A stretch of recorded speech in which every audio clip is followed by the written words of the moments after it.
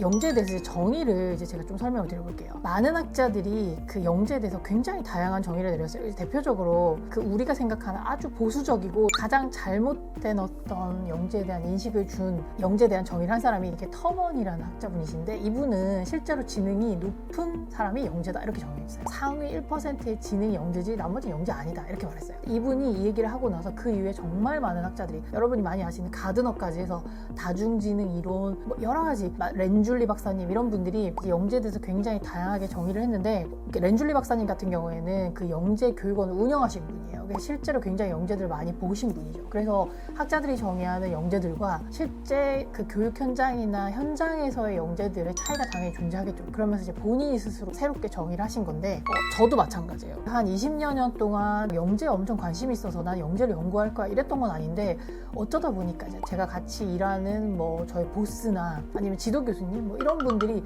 영재에 관심이 있으셔가지고 그 연구를 하다 보니까 영재를 연구하게 되었는데, 그 2004년에 한국과학영재학교 카이스트, 이제 제가 석사를 서울대에서 했으니까 서울대에서 만나는 많은 친구들 다 영재죠. 그런 영재들을 만나고 같이 일하는 분들 중에서 영재들 되게 많으세요. 이제 그런 분들을 보면서 영재가 절대 결코 지능만으로 될 수 없다라는 그 확신이 생긴 거죠. 그래서 이제 렌줄리 박사님도 인지적인 측면에서 평균 이상의 지능만 있다면, 요즘에 많이 이제 공통적으로 학자들 공감대를 형성하는 영재에 대한 정의예요. 그러니까 지능이 높지 않아도 돼요. 지능은 평균 이상 정도의 지능만 가지고 있고, 정서적인 측면에서 어떤 하나의 과제에 몰입하는 과제 몰입력과 그리고 창의성이 이제 렌줄리 박사님이 정의한 영재의 요건이에요. 제가 생각할 때 영재가 되기 위해서는 이제 인지적인 요인도 필요해요. 그리고 스트레스나 주변의 기대 수준, 그리고 비인지적인 성격 요인이 작용을 해요. 그러니까 뭐 주의 집중력이나 기질적으로 아주 충동성이 높거나 아니면 이제 주의력이 떨어진다거나 뭐 이런 거 있죠.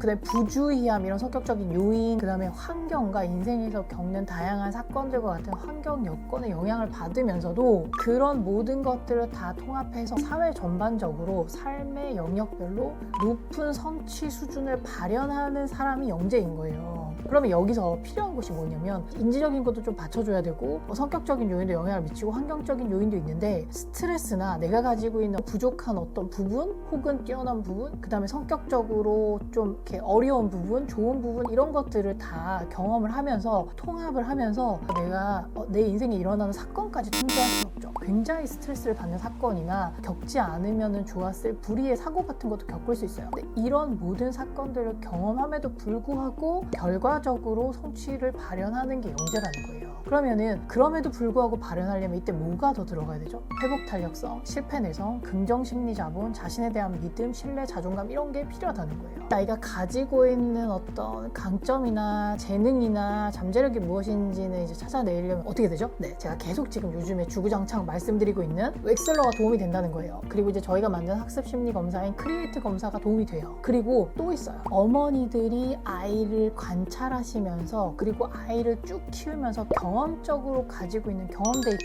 이 결과가 합쳐져야 아이에 대한 강점이나 진단이 정확하게 될 수 있다는 거예요. 이게 죄송하긴 한데 이제 웩슬러에 대해서 제가 막 얘기를 하니까 저한테 이제 웩슬러 검사 받고 싶다는 문의가 굉장히 많이 들어왔어요. 근데 안타깝게도 제가 지금은 개인적으로 웩슬러 검사를 하고 있지 않습니다. 저희가 앞으로 할 예정인데요.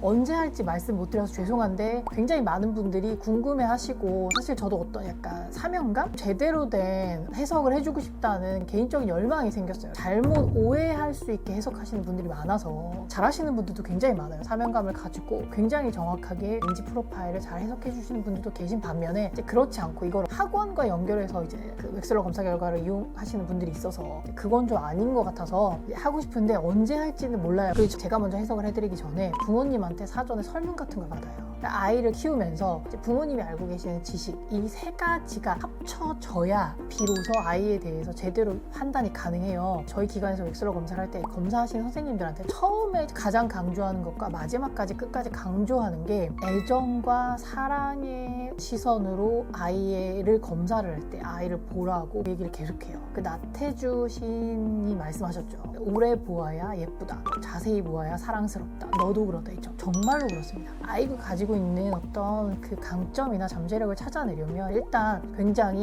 내 눈으로 보시면 안 되고요. 얘가 또 뭘 하고 있나 감시의 눈으로 보시면 절대 보이지 않고요. 사랑과 애정과 수용의 눈으로 아이를 보면은 그 아이가 가지고 있는 재능이 보여요. 그 알고리즘으로 이제 유재석 씨가 하는 토크쇼를 많이 보게 됐어요. 이 사람이 계속 이제 어떤 1위 자리를 몇 년째 유지하고 있잖아요. 그냥 저는 되게 운이 좋거나 그냥 입담이 좋다고만 생각을 했어요. 이분이 영재더라고요. 어떤 영재? 프로 공감러예요. 그리고 또 있어요. 그 사람에 대해서 굉장히 따뜻하고 애정 어린 눈으로 이 사람을 바라봐서 그 사람이 가지고 있는 장점을 찾아내요. 그리고 그거를 캐릭터로 굉장히 잘 만들어서 어떤 사람이든 유재석 씨와 인터뷰를 하면은 굉장히 유쾌하고 경쾌하고 적이고 이 사람이 가지고 있는 강점이나 장점이나 노하우가 드러나는 인터뷰가 될 수밖에 없는 거예요. 아, 이 사람이 정말 대단한 어떤 재능을 가지고 있구나. 초창기에 아주 신인 때 인터뷰하는 걸 보면 서투르고 미숙한 부분이 보여요. 그런데 지금은 정말 잘하세요. 그 사람의 장점을 가지고 캐릭터를 만들어서 이야기를 끌어나가는 정말 놀라운 재담꾼이구나라는 걸 제가 알게 됐어요. 애정을 가지고 그 사람을 바라봐주면 마치 그 시들었던 꽃이 물을 이렇게 딱 줬을 때 피어나듯이 아이가 가지고 있는 장점이나 어떤 잠재 능력이 이렇게 피어나면서 그게 눈에 되게 잘 보여요. 웩슬러 검사를 하시는 2-3시간의 짧은 순간에서도요, 네가 잘할 수 있도록 도와줄 거야, 이런 마음으로 검사를 하잖아요. 그럼 아이가 가지고 있는 어떤 재능이 굉장히 잘 보여요. 기술적으로 웩슬러 검사 굉장히 당연히 잘하시죠. 그런데 이제 저희 기관에 상담하시는 선생님들이 굉장히 예리하게 아이가 가지고 있는 특징들을 잘 잡아내세요. 그 이유가 저는 이거라고 생각해요. 저도 그런 관점에서 보려고 하는 거거든요. 그래서 어떤 분이 웩슬러 검사를 다른 기관에서 받았는데 이제 저한테 한번 그 결과를 해석을 받을 수 있겠냐라고 문의를 해서 결과 보고서를 봤어요. 근데 좀 안타깝게도 그렇게 제가 결과 보고서만 보고 해석을 드리면은 정확도가 떨어질 수밖에 없어요. 만약에 다른 기관에서 웩슬러 검사를 받았는데 저희가 다시 그걸 해석을 해드린다, 그러면 아마 어머님이나 아이를 제가 오랜 시간 면담을 하는 시간이 필요할 것 같아요. 그래야지 정확하게 결과를 해석할 수 있는 거죠. 돌아가서 이제 아까 말씀드렸다시피 평균 정도의 재능이면 충분하다. 그리고 비인지적인 요인이 필요하고 환경이 반드시 훌륭하거나 좋아야 될 필요는 없다. 오히려 도전적이거나 어려움을 주는 환경 때문에 영재성이 발현되는 경우도 굉장히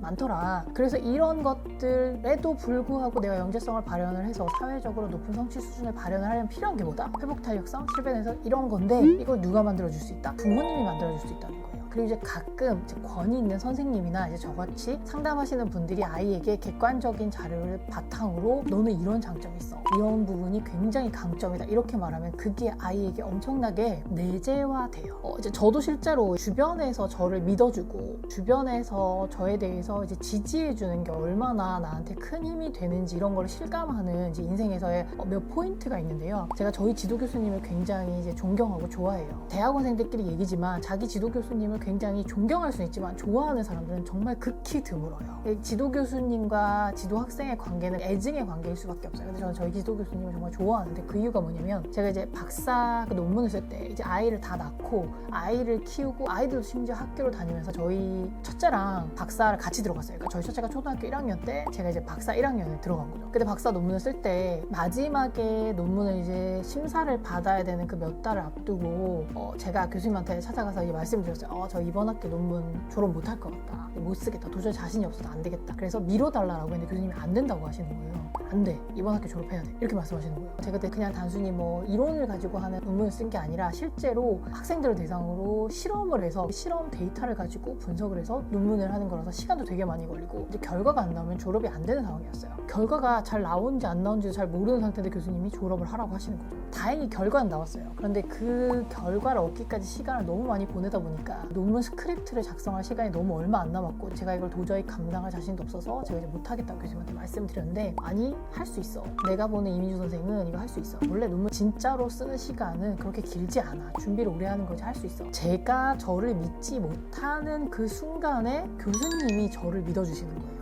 나는 나를 못 믿겠어서 무너지려고 하는데 교수님이 나를 믿어주니까 내가 믿을 만한 사람인가 보다라고 생각하게 되는 거죠. 그래서 그 힘으로 논문을 써서 졸업을 했어요. 마지막에 이제 논문 다 쓰고 졸업하기 전에 교육학과에 졸업하는 모든 학생들이 다 모여서 얘기할 때 내가 나를 믿지 못하는 순간에 나를 믿어주신 교수님 덕분에 졸업하게 되어서 교수님께 무한한 감사를 드린다. 그거를 부모님들도 하실 수 있다는 거예요. 그래서 사실 부모님이 아이들과 학습하는 과정에서 하셔야 되는 가장 중요한 역할이 그거라고 저는 생각해요. 생각을 해요. 쉽지 않다는 거 제가 알고 있습니다. 쉽지 않다는 거 알고 있지만 정말로 동의하지 않으시면서 막 칭찬하시거나 너무 대단해 이렇게 하시는 거죠. 그럼 이제 반동이 형성되기도 하고 뇌에서 역효과가 납니다. 내가 생각할 때 합리적이거나 타당하지 않은 칭찬을 하면 아이들은 그걸 받아들이지 않을 뿐만이 아니라 그 칭찬과 반대되는 역효과가 나요. 네. 그래서 그렇게 하시면 안 돼요. 그래서 부모님이 아이에 대해서 칭찬하거나 지지하거나 인정해 주실 수 있는 강도와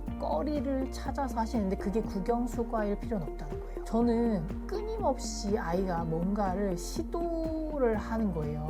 이런 것도 해보고 싶어 하고 저런 것도 해보고 싶어 하고 바꿔서 말하면 어떤 거냐면 이거 하고 나서 금방 그만두고 다른 걸 한다는 뜻이기도 하죠. 그런데 저는 아이에게 끊임없이 하고 싶어 하는 것도 참 쉽지 않은데 대단하다 이런 생각이 어느 순간 든 거예요. 왜냐면은 이제 상담실에서 만나는 친구들 중에서는 정말 손가락 하나 까딱하지 않고 머리를 감는 게 너무 힘들어서 몇 주 동안 머리를 못 감아서 머리를 못 감으니까 밖에 못 나가고 밖에 못 나가서 학교에 계속 결석을 하고 그래서 학고를 맞고 이런 친구들 제가 너무 많이 보거든요. 아무것도 하지 않거나 하고 싶지 않아서 어려움을 겪는 사람도 되게 많은데 얘는 어떻게 이렇게 아침에 눈만 뜨면 매일매일 새로운 게 하고 싶어질까? 이런 게 신기한 거죠. 이렇게 맨날 뭔가 새로운 게 하고 싶어지는 그런 게 참 신기하다, 기특하다.